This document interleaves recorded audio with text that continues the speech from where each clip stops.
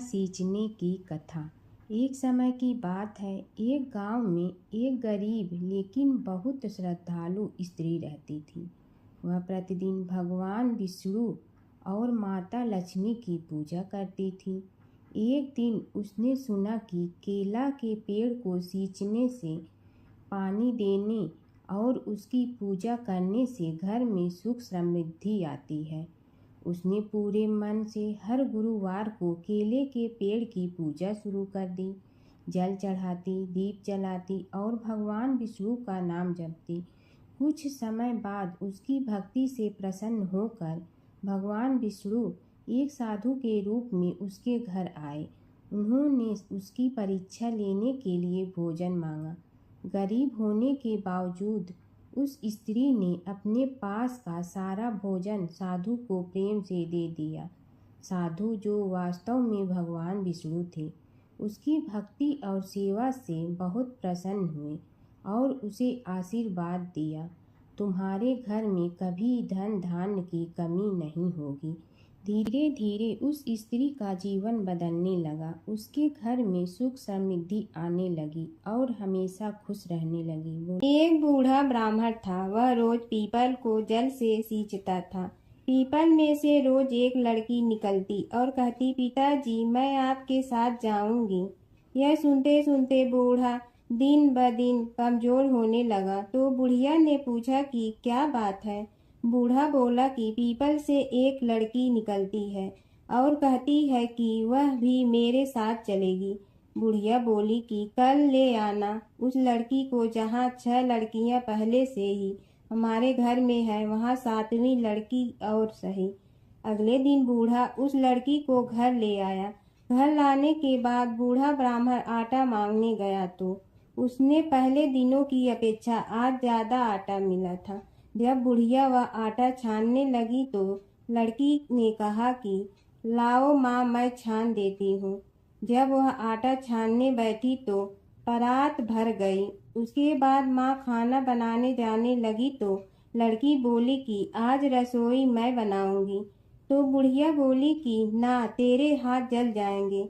लेकिन लड़की नहीं मानी। वह रसोई में खाना बनाने गई तो उसने तरह तरह के 36 व्यंजन बना डाले और आज सभी ने भर पेट खाना खाया। इससे पहले वह आधा पेट भूखा ही रहते थे। रात हुई तो बुढ़िया का भाई आया और कहने लगा कि दीदी मैं तो खाना खाऊंगा। बुढ़िया परेशान हो गई कि अब खाना कहाँ से लाऊंगी। लड़की ने पूछा कि क्या बात है माँ। उसने कहा कि तेरा मामा आया है और रोटी खाएगा, लेकिन रोटी तो सबने खा ली है, अब उसके लिए कहाँ से लाऊंगी। लड़की बोली कि तू चिंता मत कर माँ, मैं बना दूंगी। और वह रसोई में गई और मामा के लिए 36 व्यंजन बना दी। मामा ने भरपेट खाया और कहा भी कि ऐसा खाना इससे पहले उसने कभी नहीं खाया है। बुढ़िया ने कहा कि भाई, तेरी बावनी भाजी है, उसी ने बनाया है। शाम हुई तो लड़की बोली कि माँ, चौका लगा के चौके का दिया जला देना, कोठे में मैं सोऊंगी। बुढ़िया बोली कि ना बेटी, तू डर जाएगी। लेकिन वह बोली कि ना माँ, मैं नहीं डरूंगी, मैं अंदर कोठे में ही सोऊंगी। वह कोठे में ही जाकर सो गई। आधी रात को लड़की उठी और चारों ओर आंख मारी तो धन ही धन हो गया। वह बाहर जाने लगी तो एक बूढ़ा ब्राह्मण सो रहा था। उसने देखा तो कहा कि बेटी, तू कहाँ चली। लड़की बोली कि मैं तो दरिद्रता दूर करने आई थी, अगर तुम्हें दूर करवानी है तो करवा लो। उसने बूढ़े के घर में भी आँख से देखा तो चारों ओर धन ही धन हो गया। सुबह सवेरे सब उठे तो लड़की को ना पाकर उसे ढूंढने लगे कि पावनी बेटी कहाँ चली गई। बूढ़ा ब्राह्मण बोला कि वह तो लक्ष्मी माता थी, जो तुम्हारे साथ मेरी दरिद्रता भी दूर कर गई। हे लक्ष्मी माता, जैसे आपने उनकी दरिद्रता दूर की, वैसे ही सबकी करना है। माता सीता की कथा। यह कहानी सीता माता कहती थी और श्री राम इसे सुना करते थे।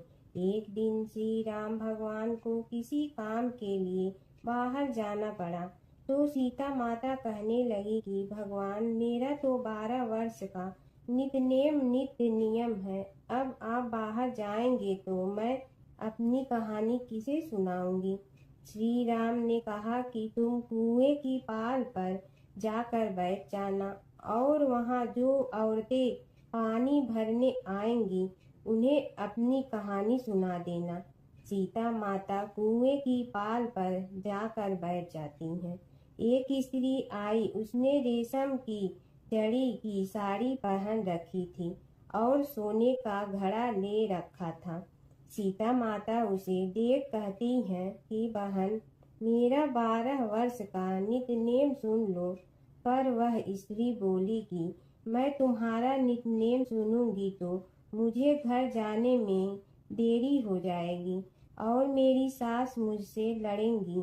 उसने कहानी नहीं सुनी और चली गई। उसकी रेशम जड़ी की साड़ी फट गई। सोने का घड़ा मिट्टी के घड़े में बदल गया। सास ने देखा तो पूछा कि ये किसका दोष अपने सिर लेकर आ गई है।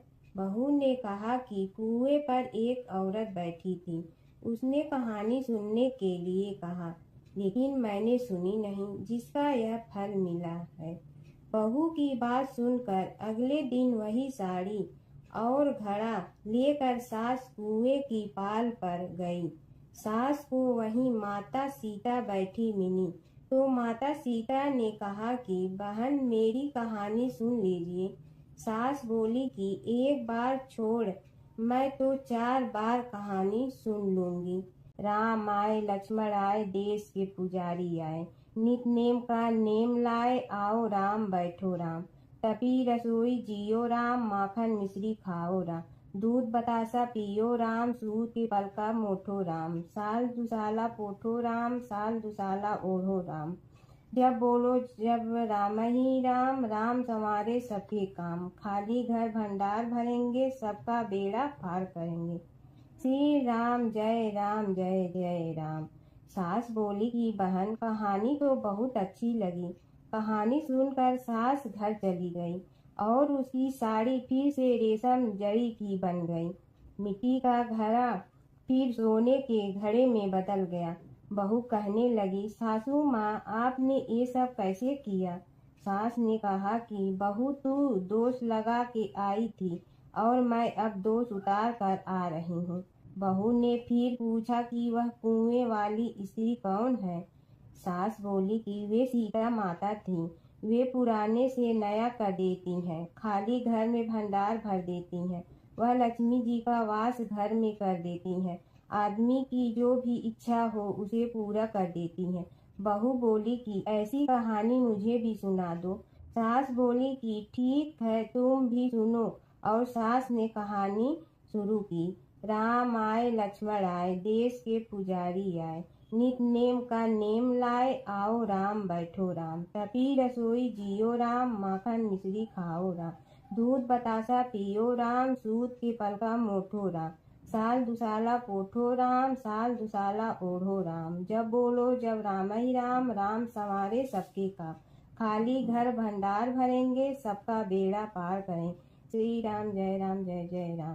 कहानी सुनकर बहू बोली कि कहानी तो बहुत अच्छी है। सास ने कहा कि ठीक है, इस कहानी को रोज कहा करेंगे। अब सास बहू रोज सवेरे उठती, नहाती धोती और पूजा करने के बाद नितनेम की सीता की कहानी कहती। एक दिन उनके यहाँ एक पड़ोस की औरत आई और बोली कि बहन, जरा सी आँच दे ना। तो वह बोली कि आज तो अभी हमने जलाई ही नहीं। पड़ोसन ने कहा कि तुम सुबह 4 बजे से उठकर क्या कर रही हो। फिर उन्होंने कहा कि सुबह उठकर हम पूजा करते हैं, फिर सीता माता की नितनेम की कहानी कहते हैं। पड़ोसन ने उसकी बात सुनकर फिर कहा कि सीता माता की कहानी कहने से तुम्हें क्या मिलता है। वे बोली कि इनकी कहानी कहने से घर में भंडार भर जाते हैं, सारे काम सिद्ध होते हैं, मन की इच्छा भी पूरी हो जाती है। पड़ोसन कहती है कि बहन, ऐसी कहानी तो मुझे भी सुना दो। फिर वह बोली कि ठीक है, तुम भी यह कहानी सुन लो। राम आए लक्ष्मण आए, देश के पुजारी आए, नित नेम का नेम लाए, आओ राम बैठो राम। सारी कहानी सुनने के बाद पड़ोसन कहने लगी, बहन, कहानी तो मुझे बहुत अच्छी लगी। अब वह पड़ोसन भी नित्य सीता माता की कहानी कहने लगी। कहानी कहने से सीता माता ने पड़ोसन के भी भंडार भर दिए।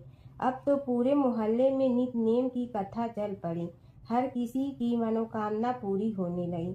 हे सीता माता, जैसे आपने उनके भंडार भरे वैसे ही आप हमारे भी भंडार भरना, सबकी भरना, कहानी सुनने वाले के भी और कहानी कहने वाले के भी। गणेश और बुढ़िया माई की कथा। एक बुढ़िया थी, वह बहुत ही गरीब और दृष्टिहीन थी। उसके एक बेटा और बहू थे। वह बुढ़िया सदैव गणेश जी की पूजा किया करती थी। एक दिन गणेश जी प्रकट होकर उस बुढ़िया से बोले, बुढ़िया माँ, तू जो चाहे सो मांग ले। बुढ़िया बोली, मुझे तो मांगना नहीं आता, कैसे और क्या मांगूं? तब गणेश जी बोले, अपने बहू बेटे से पूछ कर मांग ले। तब बुढ़िया ने अपने बेटे से कहा, गणेश जी कहते हैं तू कुछ मांग ले, बता मैं क्या मांगूं? पुत्र ने कहा, माँ तू धन मांग ले। बहू से पूछा तो बहू ने कहा, नाती मांग ले। तब बुढ़िया ने सोचा कि ये तो अपने अपने मतलब की बात कर रहे हैं। अतः उस बुढ़िया ने पड़ोसन से पूछा तो उन्होंने कहा, बुढ़िया तू तो थोड़े दिन जियोगी, क्यों तू धन मांगो और क्यों नाती मांगे? तू तो अपनी आँखों की रोशनी मांग ले, जिससे तेरी जिंदगी आराम से कट जाए। इस पर बुढ़िया बोली, यदि आप प्रसन्न है तो मुझे 9 करोड़ की माया दे, निरोगी काया दे, अमर सुहाग दे, आँखों की रोशनी दे, नाती दे, पोता दे और सब परिवार को सुख दे और अंत में मोक्ष दे। यह सुनकर तब गणेश जी बोले, बुढ़िया माँ, तुमने तो हमें ठग लिया। फिर भी जो तूने मांगा है वचन के अनुसार सब तुझे मिलेगा। और यह कहकर गणेश जी अंतर ध्यान हो गए। उधर बुढ़िया माँ ने जो कुछ मांगा वह सब कुछ मिल गया। हे गणेश जी महाराज, जैसे तुमने उस बुढ़िया माँ को सब कुछ दिया वैसे ही सबको देना। बुढ़िया माई को मुक्ति दी तुलसी माता की कथा। एक बुढ़िया माई तुलसी जी को सींचती और कहती कि हे तुलसी माता, सत की दाता, मैं तेरा बिडला सींचती हूँ, मुझे बहू दे, पीताम्बर की धोती दे, मीठा मीठा घास दे, बैकुंठा में वास दे, चटक की चाल दे, पटक की मोत दे, चंदन का काठ दे, रानी सा राज दे, दाल भात का भोजन दे, 11 की मौत दे, कृष्ण जी का कंधा दे। तब तुलसी माता यह सुनकर सूखने लगी। तो भगवान ने पूछा कि हे तुलसी, तुम क्यों सूख रही हो? तुलसी माता ने कहा कि एक बुढ़िया रोज आती है और यही बात कह जाती है, मैं सब बात तो पूरा कर दूंगी, लेकिन कृष्ण का कंधा कहाँ से लाऊंगी?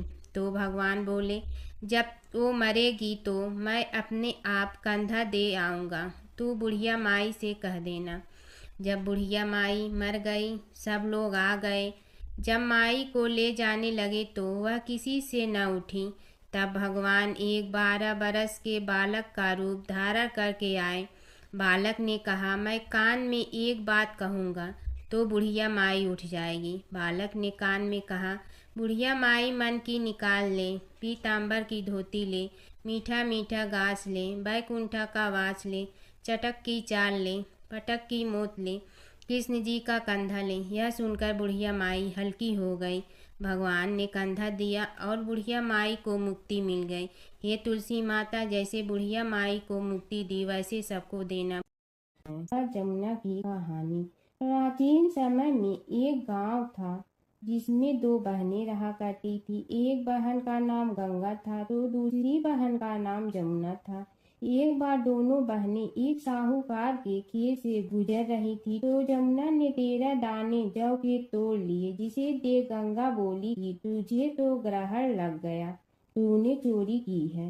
इस पर जमुना बोली कि अब मेरा ग्रहण कैसे धुलेगा? गंगा ने कहा कि तुझे 12 साल तक साहूकार के यहाँ नौकरी करनी पड़ेगी, तभी तेरा पाप धुलेगा और ग्रहण से मुक्ति मिलेगी। जमुना साहूकार के यहाँ नौकरी के लिए जाती है और अपने लिए काम मांगती है। साहूकार उसे काम पर रख लेता है, लेकिन काम करने से पहले जमुना उसे कहती है कि मैं सारे काम करूंगी, लेकिन 4 काम नहीं करूंगी। जूठे बर्तन नहीं मांजूंगी, झाड़ू नहीं लगाऊंगी, बिस्तर नहीं बिछाऊंगी और दिया नहीं जलाऊंगी। 12 साल के बाद कुंभ का मेला लगा तो साहूकारनी भी कुंभ नहाने जाने लगी। यमुना ने उसे जाते देख कहा कि कुंभ के मेले में मेरी बहन गंगा मिलेगी तो उसे यह सोने का टक्का दे देना, इससे वह अपने हाथों में सुंदर चूड़ियां पहन लेगी। साहूकारनी ने कुंभ के मेले में गंगा को वह सोने का टका दे दिया। गंगा ने उनसे वह टका लेते हुए कहा कि मेरी बहन को कहना कि उसके 12 वर्ष पूरे हो गए हैं, अब वह वहां वापिस आ जा। साहूकार व साहूकारनी वापिस घर आए तब जमुना मटके में पानी भर रही थी। दोनों जमुना से बोले कि हमने सोने का वह टका तेरी बहन गंगा को दे दिया था और उसने कहा है कि तेरे 12 वर्ष पूरे हो गए हैं, इसलिए अब तुम वापिस जाओ। यह समाचार सुनते ही जमुना सहस्र धारा में बदल गई और बहने लगी। यमुना जी का यह रूप देखकर साहूकार और साहूकारनी परेशान हो गई थी। हमारे घर में जमुना माता ने काम किया, हमें तो अब ग्रहण लग गया है, हम यह ग्रहण कैसे उतारेंगे। जमुना भागकर गंगा माता के पास चली गई। गंगा ने जमुना से पूछा कि तुम साहूकारनी से कुछ कहकर आई हो या ऐसे ही बिना बताए आ गई। तब जमुना बोली कि मैं तो कुछ भी बताकर नहीं आई हूँ। गंगा ने कहा कि जा उन्हें धीरज दे आ, नहीं तो उन्हें जीवन भर असंतोष ही रहेगा। गंगा के कहने पर जमुना माता ने साहूकारनी को सपने में दर्शन दिए और कहा कि तुम दोनों उल्टे माथे क्यों पड़े हो, जाओ उठकर खाओ पियो। तब दोनों बोले कि हम कैसे उठे, हमें तो ग्रहण लगा है, क्योंकि हमने उल्टे सीधे और पता नहीं कितने नीच कार्य आपसे कराए हैं।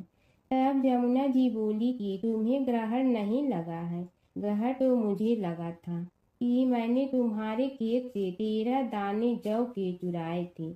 मैं तो अपना ग्रहण उतारने तुम्हारे घर आई थी। मेरा ग्रहण तुम्हारे घर में 12 वर्ष तक रहने से उतर गया है और मेरी मुक्ति हो गई है। यमुना जी ने कहा कि तुम्हें कोई ग्रहण नहीं लगा है, उल्टे मेरे 12 वर्ष तक यहाँ रहने से तुम्हारी भी मुक्ति हो गई है। यह कहकर यमुना जी स्वप्न से चली गई। दोनों उठकर देखते हैं कि उनके घर में पहले से भी अधिक धन हो गया है। हे यमुना माता, जैसे आपने साहूकार व साहूकारनी की मुक्ति कराई, वैसे ही आप अपने सभी भक्तों की करना।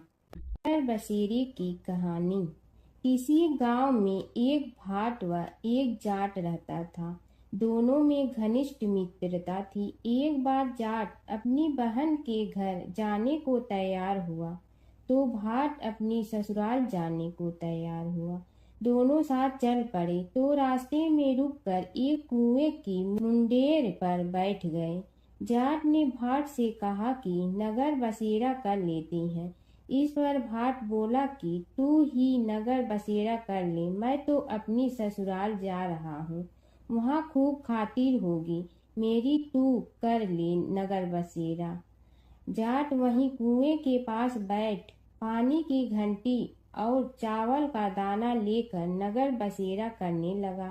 नगर बसेरा करने के साथ जाट कहने लगा कि नगर बसेरा जो करे सो मल धोवे पाँव, ताता माड़ा तापसी देगी मेरी माँ, माँ देगी मावशी तेगी द्वारका का वास, मीठा मीठा घास वृंदावन का वास, 5 कुल्ठी छठी रास, मेरी जीवड़ो श्री कृष्ण के पास, डालू पानी हो जाए घी, झट से निकल जाए मेरा जी। यह सब कर कर कि वह जाट बहन के पास चल पड़ा। जाट की बहन ने भाई के आने पर उसकी खातिर की खीबूरा के साथ भाई को जिमाया। दोनों ने बैठकर ढेर सारी बातें की।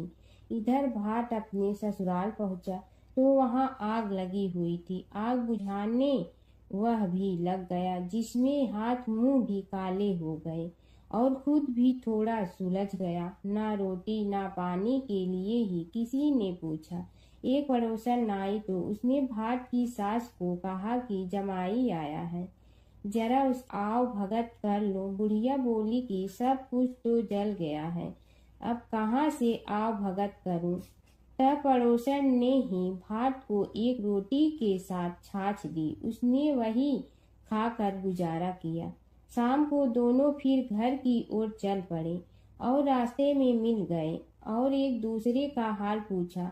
भाट बोला कि मेरी ससुराल में तो आग लगी हुई थी, आग बुझाते मैं खुद काला हो गया हूँ, ना रोटी मिली ना पानी। जाट बोला कि मेरी तो बहुत खातिर हुई।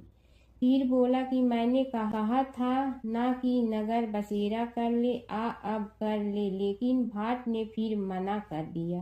कहने लगा कि चाहे रोटी दे या न दे, तेरी तो माँ है, दही चूरमा का पेड़ा धरा पाएगा। भाट ने फिर नगर बसेरा नहीं किया, जाट ने कर लिया। नगर बसेरा जो करे सो मल धोए पाँव, ताता माड़ा तापसी देगी मेरी माँ।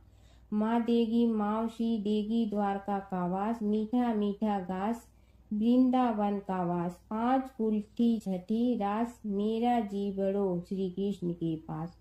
डालू पानी हो जाए घी, झट से निकल जाए मेरा जी। करके वह चल पड़ा। घर पहुँचते ही जाट की मावशी ने बहुत लाड प्यार किया। उधर भाट घर गया तो उसकी भैंस खो गई थी। बाप एक लाठी रखे तो दूसरी उठाए और कहने लगा कि ससुराल गया तो आग लगा दी, अब यहाँ आया तो भैंस खो दी। बाप ने कहा कि पहले भैंस लेकर आ, तभी रोटी पानी मिलेगा। सारा दिन भाट भैंस ढूंढता रहा, लेकिन उसे भैंस नहीं मिली। जाट और भाट की मुलाकात फिर से बाजार में हो गई। जाट ने भाट के हाल चाल पूछे तो भाट बोला कि आते ही भैंस हो गई, बस उसी दिन से भैंस ढूंढ रहा हूँ। रोटियां का तो पूछो ही मत। जाट ने कहा कि मैंने तो पहले ही कहा था कि नगर बसेरा कर ले। जाट की बात सुनकर भाट बोला कि तेरे नगर बसेरे में इतनी ताकत है तो चल अब कर लेते हैं। दोनों ने बैठकर नगर बसेरा किया। नगर बसेरा जो करे सो मल धोवे पाँव, ताता माड़ा तापसी देगी मेरी माँ। माँ देगी मावशी देगी द्वारका का वास, मीठा मीठा घास वृंदावन का वास। 5 कुल्ठी छठी रास, मेरा जीवड़ो श्री कृष्ण के पास। डालू पानी हो जाए घी, झट से निकल जाए मेरा जी। दोनों के नगर बसेरा करने पर भाट जैसे ही आगे बढ़ा तो उसकी खोई भैंस मिल गई, जिसे लेकर घर पहुंचा। घर पहुंचते ही माँ ने कहा कि लड़के को आते ही घर से निकाल दिया, सारे दिन से ये भूखा प्यासा भटक रहा है। यह कहकर उसकी माँ ने उसको खूब खिलाया पिलाया। इस घटना के बाद सारे नगर में ढिंढोरा पिटवा गया कि तब कोई अपने पीहर या सास से आते जाते नगर बसेरा करें। जैसे भाट को नगर बसेरा करने का फल मिला, वैसे ही हर किसी को मिले। एक समय की बात है कि विष्णु भगवान का विवाह लक्ष्मी जी के साथ निश्चित हो गया। विवाह की तैयारी होने लगी। सभी देवताओं को निमंत्रण भेजे गए, परंतु गणेश जी को निमंत्रण नहीं दिया। कारण जो भी रहा हो, अब भगवान विष्णु की बारात जाने का समय आ गया। सभी देवता अपनी पत्नियों के साथ विवाह समारोह में आए। उन सब ने देखा कि गणेश जी कहीं दिखाई नहीं दे रहे हैं। तब वे आपस में चर्चा करने लगे कि क्या गणेश जी को कोई न्योता नहीं दिया है या स्वयं गणेश जी ही नहीं आए हैं। सभी को इस बात पर आश्चर्य होने लगा। तभी सब ने विचार किया कि विष्णु भगवान से ही इसका कारण पूछा जाए।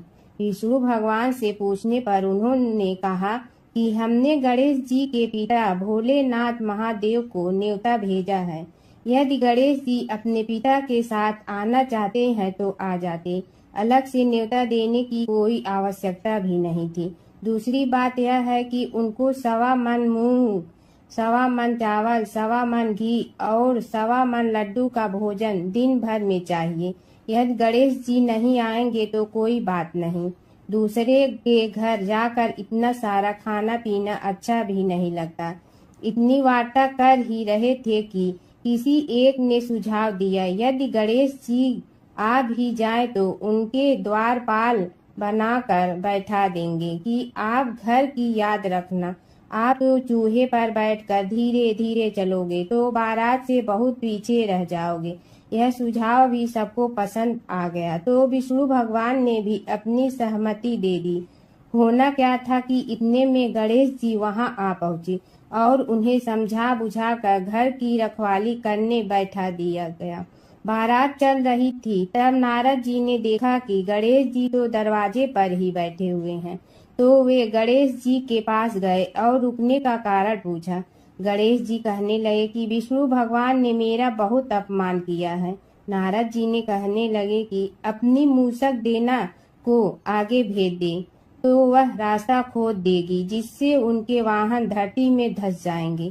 तब आपको सम्मान पूर्वक बुलाना पड़ेगा। अब तो गणेश जी ने अपनी मूसक सेना जल्दी से आगे भेज दी और सेना ने जमीन पोली कर दी। जब बारात वहां से निकली तो रथों के पहिए धरती में धंस गए। लाख कोशिश करे परंतु पहिए नहीं निकले। सभी ने अपने अपने उपाय किए परंतु पहिए तो नहीं निकले, बल्कि जगह जगह से टूट गए। किसी की समझ में नहीं आ रहा था कि अब क्या किया जाए। तब तो नारद जी ने कहा, आप लोगों ने गणेश जी का अपमान करके अच्छा नहीं किया। यदि उन्हें मना कर लाया जाए तो आपका कार्य सिद्ध हो सकता है और यह संकट टल सकता है। शंकर भगवान ने अपने दूत नंदी को भेजा और वे गणेश जी को लेकर आए। गणेश जी का आदर सम्मान के साथ पूजन किया। तब कहीं रथ के पहिए निकले। अब रथ के पहिए निकल के परंतु टूट फूट गए तो उन्हें सुधारे गए। पास के खेत में खाती काम कर रहा था, उसे बुलाया गया। खाती अपना कार्य करने के पहले श्री गणेशाय नमः कहकर गणेश जी की वंदना मन ही मन करने लगा। देखते ही देखते खाती ने सभी पहियों को ठीक कर दिया। तब खाती कहने लगा कि हे देवताओं, आपने सर्वप्रथम गणेश जी को नहीं मनाया होगा और न ही उनकी पूजन की होगी, इसीलिए तो आपके साथ यह संकट आया है।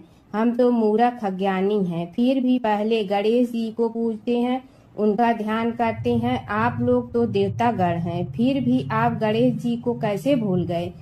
अब आप लोग भगवान श्री गणेश जी की जय बोल कर जाएं तो आपके सब काम बन जाएंगे और संकट कट जाएंगे। ऐसा कहते हुए बारात वहां से चल दी और विष्णु भगवान को लक्ष्मी जी के साथ विवाह संपन्न करा के सभी सकुशल घर लौट आए।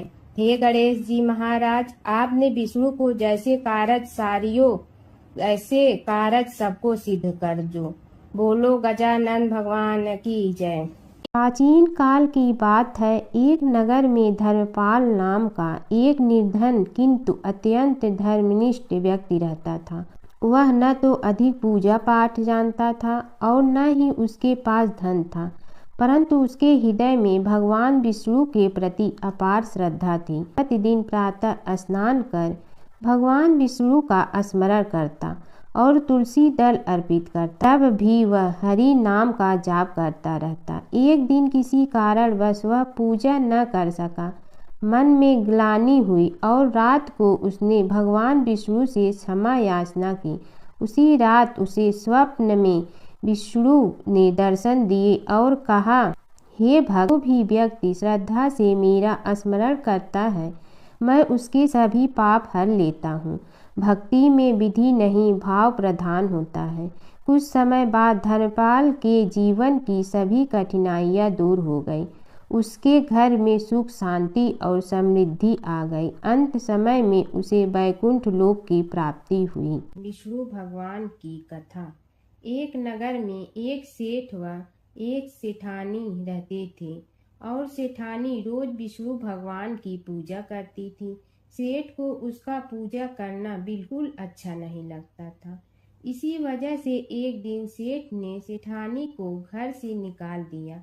घर से निकलने पर वह जंगल की ओर गई तो देखा 4 आदमी मिट्टी खोदने का काम कर रहे थे।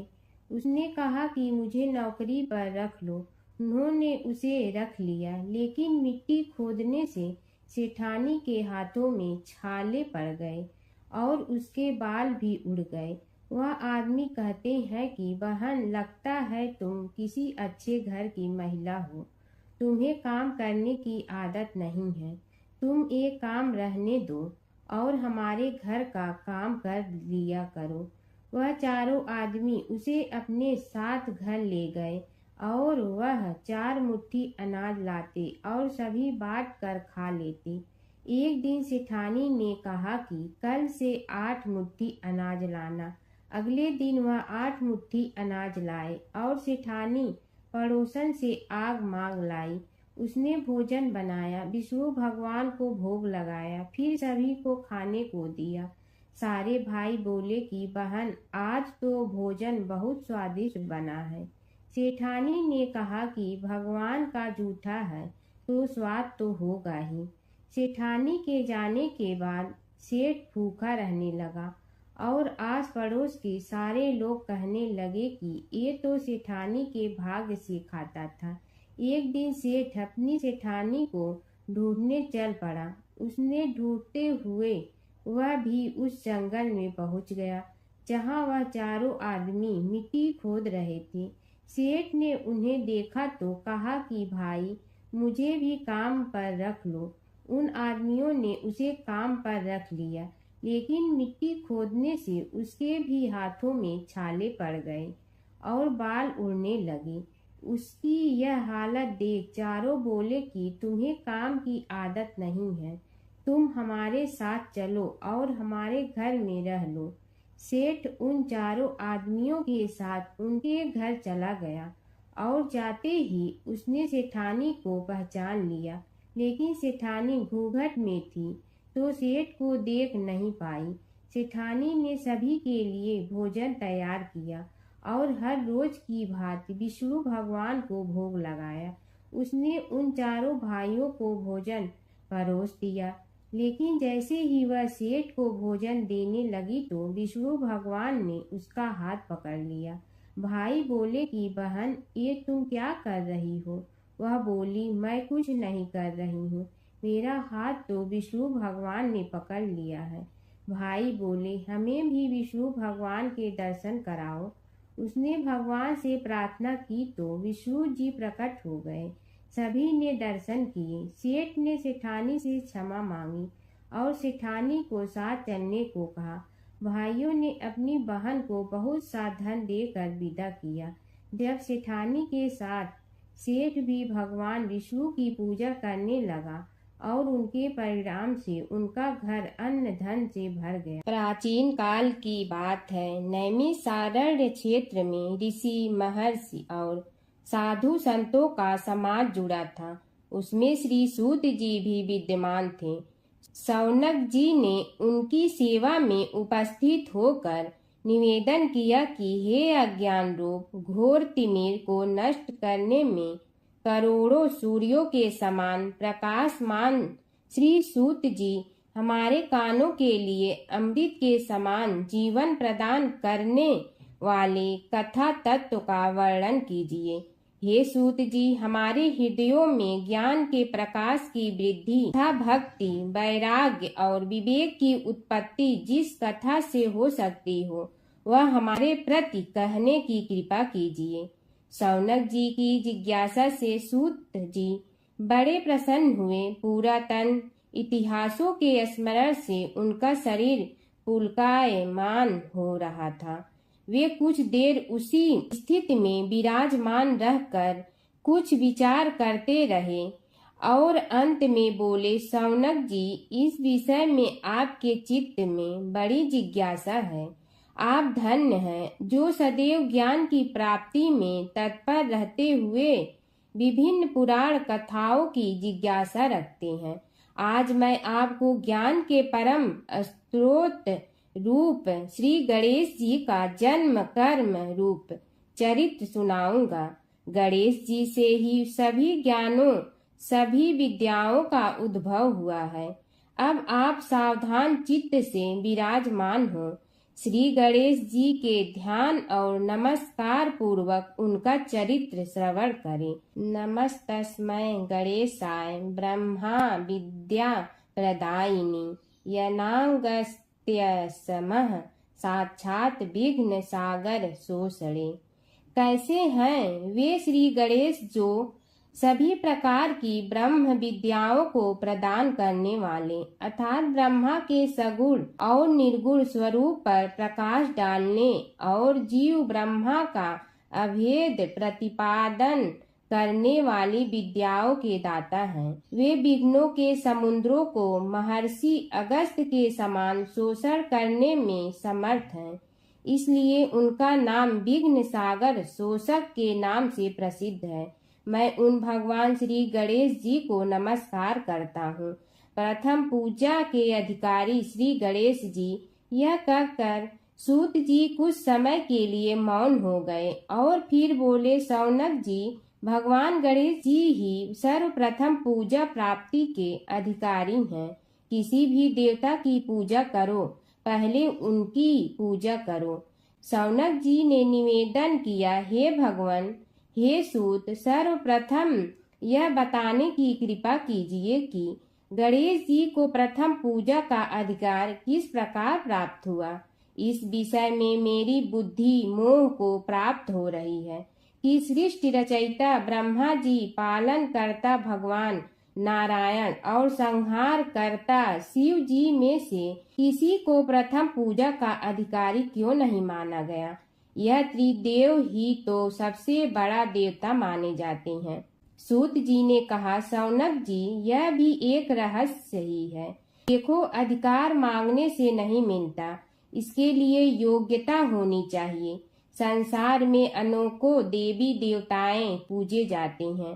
पहले जो जिसका इष्ट देव होता है वह उसी की पूजा किया करता है। इससे बड़े देवताओं के महत्व में कमी आने की आशंका उत्पन्न हो गई। इस कारण देवताओं में परस्पर विवाद होने लगा। वे उसका निर्णय प्राप्त करने के लिए शिव जी के पास पहुँचे और प्रणाम करके पूछने लगे, प्रभु, हम सब में प्रथम पूजा का अधिकारी कौन है। शिव जी सोचने लगे कि किसे प्रथम पूजा का अधिकारी माने। तभी उन्हें एक युक्ति सूझी। बोले, देवगण, इसका निपटारा बातों से नहीं तथ्यों से होगा। इसके लिए एक प्रतियोगिता रखनी होगी, शिव की परिक्रमा करने की प्रतियोगिता। देवगण उनका मुख देखने लगे, शंकित हृदय से सोचने लगे कि कैसी प्रतियोगिता रहेगी। यह शिव जी ने उनके मन के भाव ताड़ लिए, इसलिए सांत्वना भरे शब्दों में बोले, घबराओ मत, कोई कठिन परीक्षा नहीं ली जाएगी। बस इतना ही कि सभी अपने अपने वाहनों पर चढ़कर संसार की परिक्रमा करो और फिर यहाँ लौट आओ। जो पहले लौटेगा वही सर्वप्रथम पूजा का अधिकारी होगा। अब क्या देर थी, सभी अपने अपने वाहन पर चढ़कर दौड़ पड़े। किसी का वाहन गजराज था तो किसी का सिंह, किसी का भैंसा तो किसी का मृग, किसी का हंस तो किसी का उल्लू, किसी का अश्व तो किसी का श्वान। अभिप्राय यह है कि वाहनों को विविधता के दर्शन उस समय जितने भले प्रकार से हो सकते थे उतने अन्य समय में नहीं। सबसे गया बीता वाहन गणेश जी का था मूषक, उससे चूहा भी कहते हैं। ऐसे वाहन के बल भरोसे इस प्रतियोगिता में सफल होना तो क्या, सम्मिलित होना भी हास्यास्पद है। गणेश जी ने सोचा, छोड़ो, क्या होगा प्रतियोगिता में भाग लेने से, हम तो यहाँ बैठे रहकर ही तमाशा देखेंगे। वे बहुत देर तक विचार करते रहे। अंत में उन्हें एक युक्ति सूझी। शिव जी स्वयं ही जगदाता हैं, यह संसार उन्हीं का प्रतिबिंब है, तब क्यों न इन्हीं की परिक्रमा कर ली जाए। इनकी परिक्रमा करने से ही संसार की परिक्रमा हो जाएगी। ऐसा निश्चय कर उन्होंने मूषक पर चढ़कर शिव जी की परिक्रमा की और उनके समक्ष जा पहुँचे। शिव जी ने कहा, तुमने परिक्रमा पूर्ण कर ली? उन्होंने उत्तर दिया, जी हाँ। शिव जी सोचने लगे कि इसे तो यहीं घूमते हुए देखा, फिर परिक्रमा कैसे कराया। देवताओं का परिक्रमा करके लौटना आरंभ हुआ और उन्होंने गणेश जी को वहां बैठे देखा तो माथा ठनक गया। फिर भी साहस करके बोले, अरे तुम विश्व की परिक्रमा के लिए नहीं गए? गणेश जी ने कहा, अरे मैं कब का यहाँ आ गया। देवता बोले, तुम्हें तो कहीं भी नहीं देखा। गणेश जी ने उत्तर दिया, देखते कहाँ से, समस्त संसार शिव जी में विद्यमान है। इनकी परिक्रमा करने से ही संसार की परिक्रमा पूर्ण हो गई। सूत जी बोले, शौनक, इस प्रकार गणेश जी ने अपनी बुद्धि के बल पर ही विजय प्राप्त कर ली। उनका कथन सत्य था, इसलिए कोई विरोध करता भी तो कैसे। बस उसी दिन से गणेश जी की प्रथम पूजा होने लगी। सूत जी बोले, हे शौनक जी, यह एक तथ्य है कि गणेश जी ही उसके पात्र हैं। वे बड़े देवता का भी कार्य सिद्धि में विघ्न उपस्थित होने पर उन विघ्न राज का आश्रय न लिया हो। हे शौनक, वे देव भी बड़े दयालु हैं। नाम तो शिव जी का ही आशुतोष है, किंतु वे सर्वात्मा और सर्वरक्षक प्रभु तो शिव जी की अपेक्षा भी शीघ्र ही प्रकट हो जाते हैं। उनका भक्त कभी किसी संकट में नहीं पड़ता। यदि प्रारब्ध वशात कभी किसी विपत्ति में पड़ भी जाता है तो गणेश्वर की उपासना करने पर उनके अनुग्रह से उनके समस्त दुख दूर होकर परम सुख की प्राप्ति होती है। शौनक ने कहा, हे सूत जी, हे महाभाग, हे प्रभु, मैं गणेश जी के विभिन्न चरित्रों का अध्ययन करना चाहता हूँ, तो मुझे बताइए कि किस ग्रंथ का अवलोकन करूं। हे दयामय, आपको तो उनके समस्त चरित्र विदित है कि यदि आप ही उन्हें सुनाने की कृपा करें तो मेरा अत्यधिक उपकार होगा। सूत जी बोले, हे शौनक भगवान, गणेश्वर के इतने चरित्र हैं कि उन सब का कथन इस जीवा से संभव नहीं, क्योंकि प्रभु अनंत, प्रभु चरित्र अनंता वाली बात समस्त विद्वान ऋषि मुनि कहते हैं। फिर भी गणेश जी प्रथम पूजा के अधिकारी होने के कारण समस्त देव चरित्रों में जुड़े हुए हैं, इसलिए उनका प्रभाव भी सर्वाधिक व्यापक है। हे मुने, हे शौनक, वे भगवान सर्व समर्थ हैं। वे सभी का तिरस्कार करने में समर्थ हैं, किंतु उनका तिरस्कार कोई भी नहीं कर सकता। यह त्रिलोक्य उन्हीं भगवान के संकेत पर नित्य करता है। इसकी समस्त क्रियाएं उन्हीं की इच्छा पर आश्रित हैं। हे शौनक भगवान गणेश्वर स्वयं कहते हैं, शिवे विष्णु च शक्तौ च सूर्ये मयि निराधिप यो भेद बुद्धि योग स सम्य योगो मतो मम। हे नरेश्वर, हे वरेण्य, शिव, विष्णु, शक्ति, सूर्य और मुझ गणेश में जो अभेद बुद्धि योग है, मेरे मत में वही सम्यक योग है। इससे यह भी सिद्ध है कि समस्त देवता उन्हीं के स्वरूप हैं। वे ही भगवान विभिन्न कार्य रूपों के अनुसार अपना भिन्न भिन्न नाम रखते हैं। हे मुनि श्रेष्ठ, उन सब देवताओं के चरित्र भी उन्हीं गणराज के चरित्र हैं। यद्यपि सब चरित्र एक ही ग्रंथ में मिलने में संभव नहीं है, फिर भी गणेश्वर के अनेकों प्रमुख चरित्रों का वर्णन गणेश पुराण में हुआ है। राजा सोमकांत का वृतांत कथन। शौनक जी ने पूछा, हे प्रभु, गणेश पुराण का आरंभ किस प्रकार हुआ, यह मुझे बताने की कृपा करे। इस पर सूत जी ने कहने लगे, हे शौनक, यद्यपि गणेश पुराण है तो बहुत प्राचीन, क्योंकि भगवान गणेश्वर तो आदि हैं। न जाने कब से गणेश जी अपने उपासकों पर कृपा करते चले आ रहे हैं। उनके अनंत चरित्र हैं, जिनका संग्रह एक महापुराण का रूप ले सकता है। उसे एक बार भगवान नारायण ने नारद जी को और भगवान ने शंकर और जगन जननी पार्वती जी को सुनाया था। बाद में वही पुराण संक्षेप रूप में ब्रह्मा जी ने महर्षि वेद व्यास को सुनाया और फिर व्यास जी ने महर्षि भृगु को सुनाया। भृगु ने कृपा करके सौराष्ट्र के एक राजा सोमकांत को सुनाया था। तब से वह पुराण अनेक कथाओं में विस्तृत होता रहा और अनेक कथाओं से रहित होता हुआ अनेक रूप में प्रचलित है।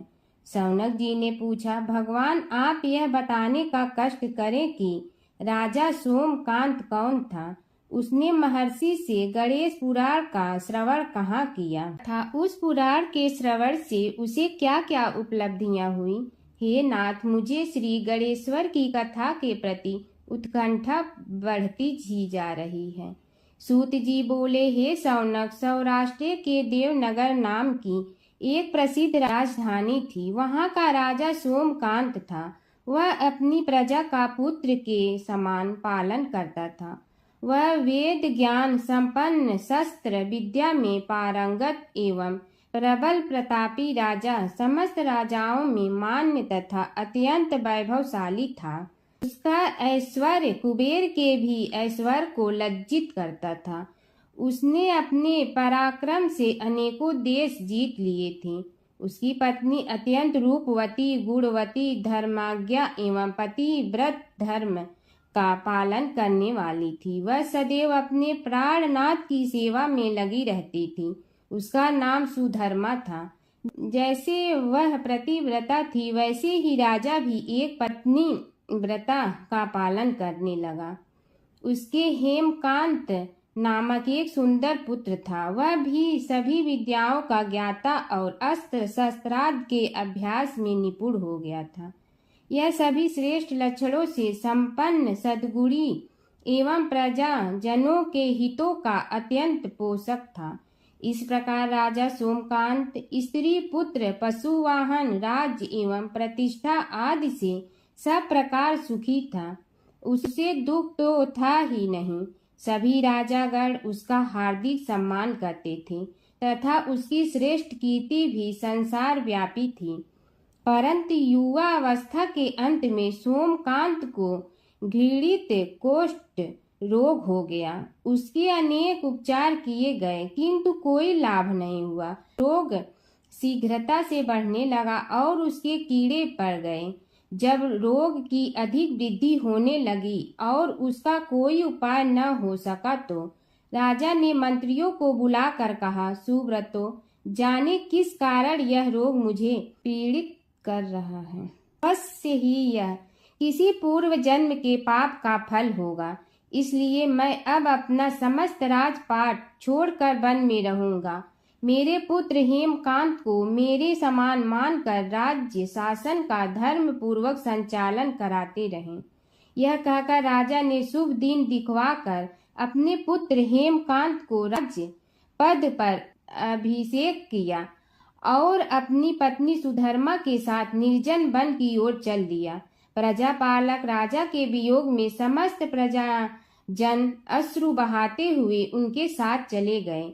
राज्य की सीमा पर पहुंचकर राजा ने अपने पुत्र अमात्यगण और प्रजा जनों को समझाया, आप सब लोग धर्म के जानने वाले, श्रेष्ठ आचरण में तत्पर एवं सहृदय हैं।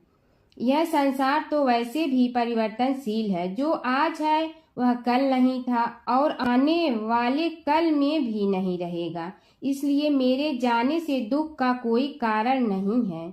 मेरे स्थान पर मेरा पुत्र सभी कार्यों को करेगा। इसलिए आप सब उसके अनुशासन में रहते हुए उसे सदैव सम्मान करते रहें।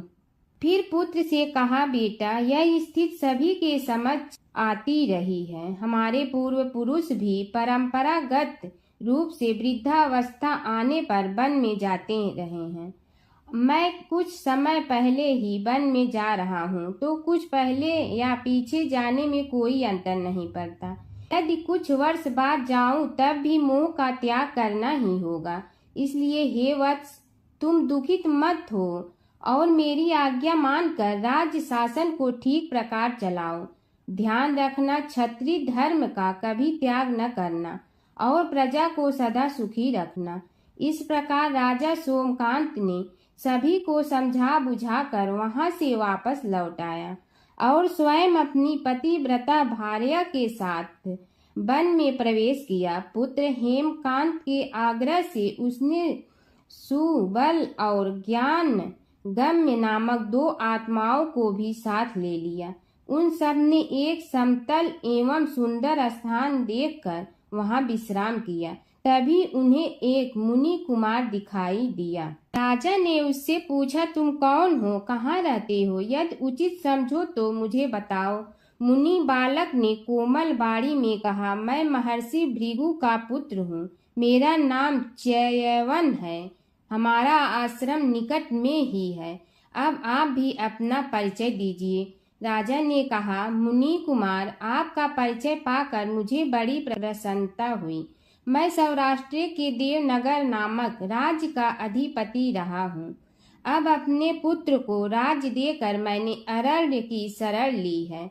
मुझे कुष्ठ रोग अत्यंत पीड़ित किए हुए हैं। उसकी निवृत्ति का कोई उपाय करने वाला हो तो कृपा कर मुझे बताइए।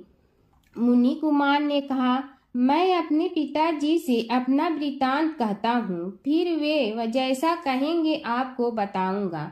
यह कहकर मुनि बालक चला गया और कुछ देर में ही आकर बोला, राजन, मैंने आपका वृतांत अपने पिताजी को बताया। उनकी आज्ञा हुई है कि आप सब मेरे साथ आश्रम में चलकर उनसे भेंट करें, तभी आपके रोग के विषय में भी विचार किया जाएगा। राजा सोमकांत के पूर्व जन्म का वृत्तांत भृगु द्वारा वर्णन। राजा अपनी पत्नी और अमात्यों के सहित च्यवन के साथ साथ भृगु आश्रम में जा पहुंचा और उन्हें प्रणाम कर बोला, हे भगवान, हे महर्षि, मैं आपकी शरण हूँ। आप मुझ कुष्ठी पर कृपा कीजिए। महर्षि बोले, राजन, यह तुम्हारे किसी पूर्व जन्म कृत पाप का ही उदय हो गया है। इसका उपाय मैं विचार करके बताऊंगा। आज तो तुम सब स्नान आज से निवृत्त होकर रात्रि विश्राम करो। महर्षि की आज्ञा अनुसार सबने स्नान भोजन आदि के उपरांत रात्रि व्यतीत की और प्रातः काल स्नान आदि नित्य कर्मों से निवृत्त होकर महर्षि की सेवा में उपस्थित हुए। महर्षि ने कहा, राजन, मैंने तुम्हारे पूर्व जन्म का वृतांत जान लिया हूँ और यह भी विदित कर लिया है कि किस पाप के फल से तुम्हें इस रोग की प्राप्ति हुई है। यदि तुम चाहो तो उसे सुना दूं। राजा ने हाथ जोड़कर निवेदन किया, बड़ी कृपा होगी मुनिनाथ, मैं उसे सुनने के लिए उत्कंठित हूँ। महर्षि ने कहा, तुम पूर्व जन्म में एक धनवान वैश्य के लाडले पुत्र थे। वह वैश्य विंध्याचल के निकट कौलहार नामक ग्राम में निवास करता था। उसकी पत्नी का नाम सुलोचना था। तुम उसी वैश्य दंपत के पुत्र हुए। तुम्हारा नाम कामद था। तुम्हारा लालन पालन बड़े लाड चाव से हुआ। उन्होंने तुम्हारा विवाह एक अत्यंत सुंदरी वैश्य कन्या से कर दिया था, जिसका नाम कुटुम्बिनी था। यद्यप तुम्हारी भार्या सुशीला थी और तुम्हें सदैव धर्म में निरत देखना चाहती थी, किंतु तुम्हारा स्वभाव वासनांध होने के कारण दिन प्रतिदिन उज्जवल होता जा रहा था। किंतु माता पिता भी धार्मिक थे, इसलिए उनके सामने तुम्हारी उज्ज्वलता दबी रही। परंतु माता पिता की मृत्यु के बाद तुम निरंकुश हो गए और अपनी पत्नी की बात भी नहीं मानते थे। तुम्हें अनाचार में प्रवृत्त देखकर उसे दुख होता था, तो भी उसका कुछ बस न चलता था। तुम्हारी उन्मत्तता चरम सीमा पर थी। अपनों से भी द्वेष और क्रूरता का व्यवहार किया करते थे। हत्या आदि कराते थे। तुम्हारे लिए सामान्य बात हो गई। पीड़ित व्यक्तियों ने तुम्हारे विरुद्ध राजा से पुकार की। अभियोग चला और तुम्हें राज्य की सीमा से भी बाहर चले जाने का आदेश हुआ। तब तुम घर छोड़कर किसी निर्जन वन में रहने लगे। उस समय तुम्हारा कार्य लोगों को लूटना और हत्या करना ही रह गया। एक दिन माध्याह्न काल था। गुणवर्धक नामक एक विद्वान ब्राह्मण उधर से निकला। बेचारा अपनी पत्नी को लिवाने के लिए ससुराल जा रहा था। तुमने उस ब्राह्मण युवक को पकड़कर लूट लिया। प्रतिरोध करने पर उसे मारने लगे तो वह चित्कार करने लगा, मुझे मत मार, मत मार, देख मेरा दूसरा विवाह हुआ है, मैं पत्नी को लेने के लिए जा रहा हूँ। किंतु तुम तो क्रोधवश में ऐसे लीन हो रहे थे कि तुमने उसकी बात सुनकर भी नहीं सुनी। जब उसे मारने लगे तो उसने श्राप दे दिया, अरे हत्यारे, मेरी हत्या के पाप से तो सहस्त्र कल्प तक घोर नरक भोगोगे। तुमने उसकी कोई चिंता न की और सिर काट लिया। राजन, तुमने ऐसी एक नहीं बल्कि अनेक निरीह हत्याएं की थी, जिनकी गणना करना भी पाप है। इस प्रकार इस जन्म में तुमने घोर पाप कर्म किए थे, किंतु बुढ़ापा आने पर जब अशक्त हो गए तब तुम्हारे साथ जो क्रूर कर्मा थे वे भी किनारा कर गए। उन्होंने सोच लिया कि अब तो इसे खिलाना भी पड़ेगा, इसलिए मरने दो यहीं। अमोघ प्रभाव गणेश उपासना का कथन। राजन, अब तुम निरालंब थे, चल फिर तो सकते ही नहीं थे। भूख से पीड़ित रहने के कारण रोगों ने भी घेर लिया। उधर से जो कोई निकलता तुम्हें घृणा की दृष्टि से देखता हुआ चला जाता। तब तुम आहार की खोज में बड़ी कठिनाई से चलते हुए एक जीर्ण शीर्ण देवालय में पहुंचा। उसमें भगवान गणेश्वर की प्रतिमा विद्यमान थी। तब न जाने किस पुण्य के उदय होने से तुम्हारे मन में गणेश जी के प्रति भक्ति भाव जागृत हुआ। तुम निराहार रहकर उनकी उपासना करने लगे। उससे तुम्हें सब कुछ मिला और रोग भी कम हुआ। राजन, तुमने अपने साथियों की दृष्टि बचाकर बहुत सा धन एक स्थान पर गाड़ दिया था। अब तुमने उस धन को उसे देवालय के जीर्णोद्धार में लगाने का निश्चय किया। शिल्पी बुलाकर उस मंदिर को सुंदर और भव्य बनवा दिया। इस कारण कुख्याति सुख्याति में बदलने लगी। फिर यथा समय तुम्हारी मृत्यु हुई। यमदूतों ने पकड़कर तुम्हें यमराज के समक्ष उपस्थित किया।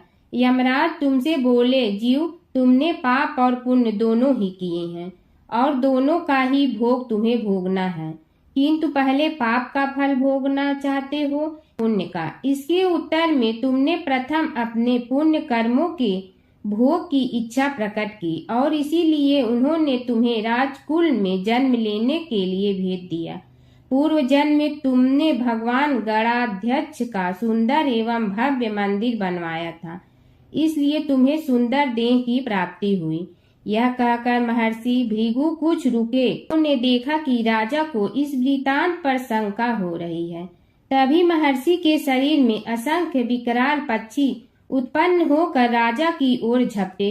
उनकी चोंच बड़ी तीक्ष्ण थी, जिनसे वे राजा के शरीर को नोच नोच कर खाने लगे। उसके कारण उत्पन्न असहनीय पीड़ा से व्याकुल हुए राजा ने महर्षि के समक्ष हाथ जोड़कर निवेदन किया, प्रभु, आपका आश्रम तो समस्त द्वेष आदि से परे है और यहाँ मैं आपकी शरण में बैठा हूँ। तब यह पक्षी मुझे आकर ही क्यों पीड़ित कर रहे हैं? हे मुनिनाथ, इनसे मेरी रक्षा कीजिए।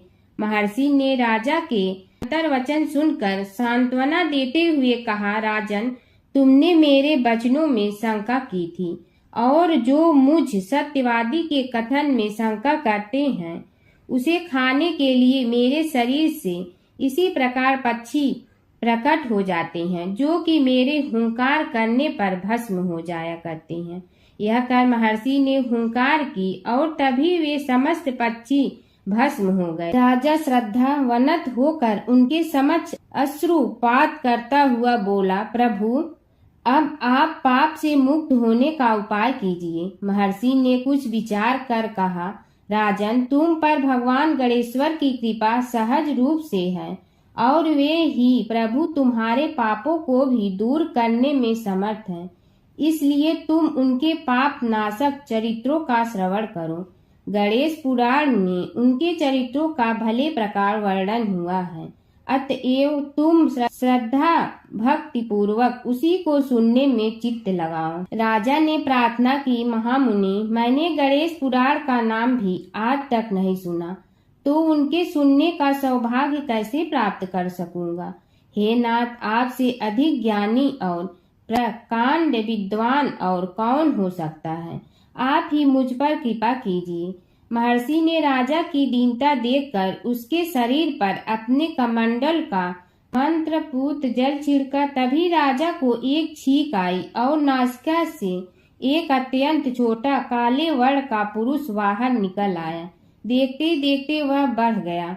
उसके भयंकर रूप को देखकर राजा कुछ भयभीत हुआ, किंतु समस्त आश्रमवासी वहां से भाग गए। वह पुरुष महर्षि के समक्ष हाथ जोड़कर खड़ा हो गया। उन्हें उसकी ओर देखा और कुछ उच्च स्वर में बोले, तू कौन है, क्या चाहता है। वह बोला, मैं साक्षात पाप हूँ, समस्त पापियों के शरीर में मेरा निवास है। आपके मंत्रपूत जल के स्पर्श से मुझे विवश होकर राजा के शरीर से बाहर निकलना पड़ा है। अब मुझे बड़ी भूख लगी है, बताइए क्या खाऊं और कहाँ रहूं। महर्षि बोले, तू उस आम के अवकाश स्थान में निवास कर और उसी वृक्ष के पत्ते खाकर जीवन निर्वाह कर। यह सुनते ही वह पुरुष आम के वृक्ष के पास पहुंचा, किंतु उसके स्पर्श मात्र से वह वृक्ष जलकर भस्म हो गया। फिर जब पाप पुरुष को रहने के लिए कोई स्थान दिखाई न दिया तो वह भी अंतर्हित हो गया। धर्मराज जी की कथा। दो सेठानियां थी। एक के घर में धन बहुत था पर वह कंजूस थी। दूसरी के पास धन थोड़ा कम था पर मन से वह बहुत अमीर थी। रोज सवेरे उठती, गंगा स्नान करती, तुलसी माता, बड़, पीपल सींचने, भगवान के मंदिर जाके पूजा करती। धर्मराज सूरज भगवान की कहानी सुनती, भगवान के भोग लगाकर अतिथि को जिमाती, गाय कुत्ता के लिए ग्रास निकालती। दूसरी सेठानी इस धर्मात्मा को देखकर हंसती और कहती, पता नहीं दिन भर क्या करती रहती है। थोड़े समय बाद दोनों सेठानियों को भगवान का बुलावा आया। धर्मात्मा सेठानी के तो यमराज जी ने विमान भेजा और दूसरी को दूत मारते ही ले गया। रास्ते में सेठानी बोली, मेरे को भूख लगी है। तो दूत बोले, किसी को कुछ दिया होगा तो मिलेगा। फिर बोली, प्यास लगी है। दूत बोले, किसी को पानी पिलाया तो मिलेगा। रास्ते में उसे काट चुभने लगे, गर्मी पड़ने लगी, पर दूत तो उसे घसीटे ही ले गए। अब सेठानी बहुत पछताने लगी कि सब कुछ होते हुए भी दान धर्म नहीं किया। इतने में यमराज का दरबार आया। धर्मात्मा बुढ़िया को भगवान के पास सिंहासन मिला और वह उस पर बैठी थी। उधर दूसरी सेठानी को तपते कुंड में डाल दिया। अब सेठानी यमराज से बोली, मुझे 1.25 पहर का जीवन दान दे दो, मैं वापस आकर दंड भोग लूंगी। यमराज बोले, ठीक है। सेठानी के शरीर में वापस प्राण डाल दिए। संसार में आते ही पंडितों को बुलाकर सेठानी ने धर्मराज की कथा सुनी, सब तरह से धर्म किया। इतने में समय पूरा हो गया। अब की बार विमान आया। 1.25 पहर के दान धर्म से सेठानी को स्वर्ग मिला। हर व्रत कथा के साथ पढ़ी और सुनी जाने वाली लपसी तपसी की यह कहानी। एक लपसी था, एक तपसी था। तपसी हमेशा भगवान की तपस्या में लीन रहता था। लपसी रोजाना 1.25 सेर की लपसी बनाकर भगवान का भोग लगाकर जीम लेता था। एक दिन दोनों लड़ने लगे। तपसी बोला, मैं रोज भगवान की तपस्या करता हूँ इसलिए मैं बड़ा हूँ। लपसी बोला, मैं रोज भगवान को 1.25 सेर लपसी का भोग लगाता हूँ इसलिए मैं बड़ा हूँ। नारद जी वहाँ से गुजर रहे थे। दोनों को लड़ता देखकर उनसे पूछा कि तुम क्यों लड़ रहे हो। तपसी ने खुद के बड़ा होने का कारण बताया और लपसी ने अपना कारण बताया। नारद जी बोले, तुम्हारा फैसला मैं करूँगा। दूसरे दिन लपसी और तपसी नहाकर अपनी रोज की भक्ति करने आए तो नारद जी ने छुपकर 1.25 करोड़ की एक अंगूठी उन दोनों के आगे रख दी। तपसी की नज़र उस अंगूठी पर पड़ी जो उसने चुपचाप अंगूठी उठाकर अपने नीचे दबा ली। तब लपसी की नज़र अंगूठी पर पड़ी, लेकिन उसने ध्यान नहीं दिया। भगवान को भोग लगाकर लपसी खाना खाने लगा।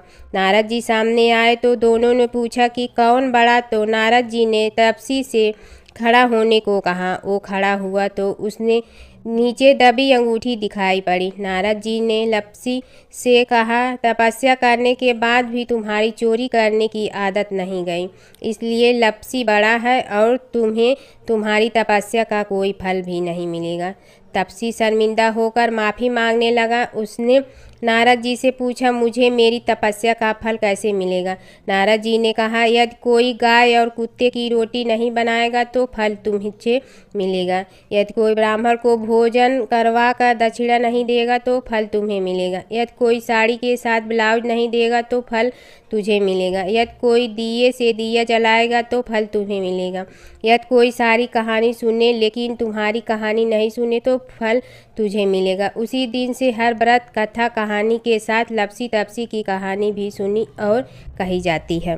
ओम जय जगदीश हरे स्वामी जय जगदीश हरे, भक्त जनों के संकट क्षण में दूर करे। ओम जय जगदीश हरे, जो ध्यावे फल पावे, दुख बिन दे मन का, सुख संपत्ति घर आवे, कष्ट मिटे तन का।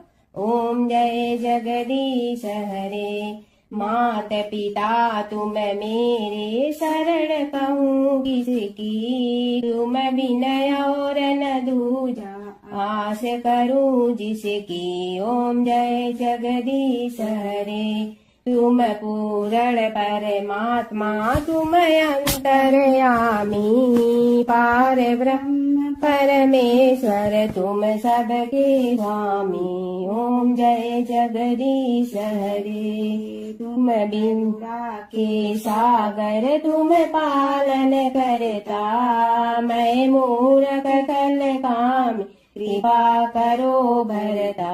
ओम जय जगदीश हरे, तुम हो ये कय गोचर, सबके प्राणपति, किस विधि मिलूं दया में, तुमको मैं कुमति। ओम जय जगदीश हरे, दीन बंधु दुख हरता, तुम रक्षक मेरे, अपने हाथ उठाओ, द्वार पड़ा तेरे। ओम जय जगदीश हरे, विषय विकार मिटा, पाप हरो देवा, श्रद्धा भक्ति बढ़ाओ, संतन की सेवा। ओम जय जगदीश हरे, तन मन धन सब तेरा, स्वामी सब कुछ है तेरा, तेरा तुझको अर्पण क्या लागे मेरा। ओम जय जगदीश हरे, जय जगदीश हरे, स्वामी जय जगदीश हरे, भक्त जनों के संकट क्षण में दूर करे। ओम जय जगदीश हरे, स्वामी जय जगदीश हरे।